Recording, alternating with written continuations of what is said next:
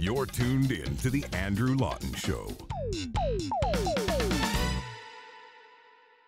A couple of weeks ago, I had the good privilege of being a guest on Maxime Bernier's show, the Max Bernier Show, and it was great. We had a wide-ranging chat. We talked about my time in politics and media, independent media, COVID lockdowns. We spoke for, I think it was 45 minutes or so, and I'm not a PPC supporter in the sense that I'm not a supporter of any particular party, but I enjoyed the conversation and would happily go back. But it was interesting. There was one section of that interview with Maxime Bernier that has had me getting deluged by a lot of very nasty email, and it was a section in which I talked about vaccine passports. Here's what I said.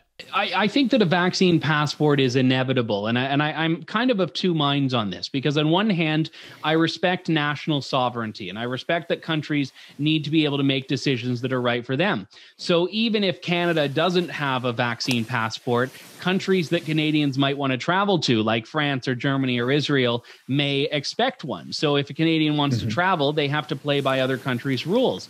Now, one of the problems is I generally tend to be an easygoing person, and some people are uncomfortable with the fact that I'm not angry all the time, to which I say it's very difficult to sustain being angry all the time. But I gave what I believe is a matter-of-fact assessment that vaccine passports are inevitable, and a lot of people didn't like that. And I realized that I haven't actually talked about this in a little while, and I wanted to delve into it in a way that people understand my position, that I think vaccine passports are terrible, but also that they are unavoidable. And the reason I say this is twofold. Number one, I am committed to my libertarian principles, and I don't believe that anyone has a right to go into another country. As much as I became accustomed to in the before times, being able to just head on over to the United States if I wanted, or pick up on a plane and go to a country anywhere in the world if I so desired, no other country has a right to admit non-citizens into its borders. Which means that if any country that is a tourist destination decides it wants to put up barriers and say, in order to enter, you must prove that you are vaccinated, I believe they have a right as a sovereign nation to do that. Now, if Canada were to do it, I would oppose it because I'm a Canadian. I have a say in how the Canadian government does things, or that's how it's supposed to be in a democratic society, but that's a topic for another day. And the issue with businesses is very similar. I believe that businesses have a right to determine whatever rules and guidelines they want for admittance. So if Live Nation, which is one of the big concert companies, decides that they're going to say, in order to come to one of our concerts, you need to be vaccinated, you need to prove it, and you need to show a vaccine passport, I would oppose that, but respect their right as an independent private company to do it. And that's the challenge with liberty, is that if you believe people have a right to make these decisions for themselves, you unfortunately will inevitably lead to situations where these things have very wide-reaching implications. And this is where we are now. If the Canadian government mandates a vaccine passport, that would be incredibly wrong. It would be a violation of people's right to not be vaccinated. Like I've said in the past, I support vaccinations, but I also support people's right to say a vaccine is not for them. And that's an especially important freedom as we see stories of concern about the AstraZeneca and Johnson & Johnson vaccines in particular. Just this morning, U.S. health authorities recommended a pause in the Johnson & Johnson vaccine over a small number, but still a number of cases involving blood clots. But all of that is beside the point. You as an individual have a right to decide what you want to put in your body. Similarly, other businesses have a right to decide what rules they want to put out, and other individuals have a right to decide what comfort level they have about people in their orbit. And this is the inevitable problem we are going to see with vaccine passports, is that we may reach them by default without them being adopted by a state, without them being adopted by the Canadian government necessarily. Because if the Canadian government were to start mandating this, or even airlines which are federally regulated, I'd say there is an argument that Air Canada and WestJet are not private companies, especially Air Canada now that they've gotten a multi-billion-dollar aid package from the government. But this is not me endorsing vaccine passports. This is me taking a very realistic view of how the world is headed and where the world is headed. One story that came across my radar regarding the TIAC, which is the Tourism Industry Association of Canada, is that they're calling for a vaccine passport because they see it as being the only way that you could have travel reopen.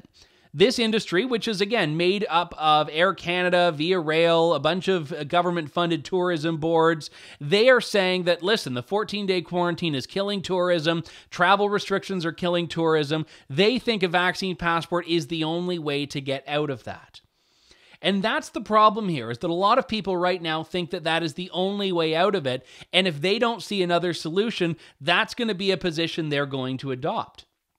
And I think the response to that is very easy. Government has to get off of this quarantine mindset, which simply isn't working. And I'll give you an example of why. If you want to drive into Canada right now, you're a Canadian citizen, you're allowed to be in Canada, you have to get a test 3 days before you cross the border.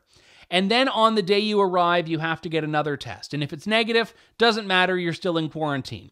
And then on your 10th day of quarantine, you have to get another test. And if it's negative, you get to leave your quarantine on the 14th day when you would have left it anyway.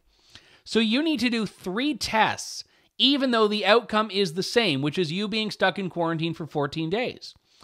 So the idea of just going away for a weekend is simply not possible for most people unless they want to deal with the 2 weeks of house arrest that comes after it.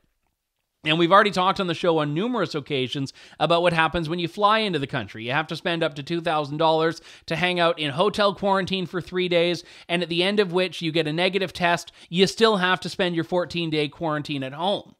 What government is trying to do is basically prohibit travel without coming out and saying that you are not allowed to leave the country, which government can't do. They can not deny you entry into your country, but they can make it miserable, which is what they're trying to do. And it's causing a slow, painful death to the travel and tourism sector in Canada. So much so that people are grabbing onto a vaccine passport because they think it's the only available concession. So while I think these things are inevitable in some form, I'm also very aware that government is trying to make it so that the vaccine is the be-all and end-all, but they're not even doing a particularly good job at that. The government isn't saying that being vaccinated gets you out of quarantine. And the reason the government's not saying that is because they failed at getting vaccinations to Canadians. They failed at getting people who want to be vaccinated, and that failure is going to continue and persist for months and months and months, which is why Canada is, as a developed nation, still shamefully doing this 4-month interval between first dose and second dose, despite the fact that that's not what the vaccine manufacturers have tested for, and it's not what they are prescribing for these things. So again, I'm never going to force anyone to get a vaccine. Get one, don't get one, that is entirely your choice. But the thing is, not everyone has to accept that choice. The government has to, yes. Do other individuals? No. Same as you don't have to respect their choices. Do private businesses? No. Same as you don't have to respect their choices. So you can call me a big globalist shill because I think that vaccine passports are inevitable, but the fact that we're already seeing so many pushes for this is kind of indicating that I'm right. Whether you like it or not, this is what's coming. That doesn't mean it's agreement, it's a prediction. If you liked watching this clip of The Andrew Lawton Show, True North has lots more for you all over at www.tnc.news.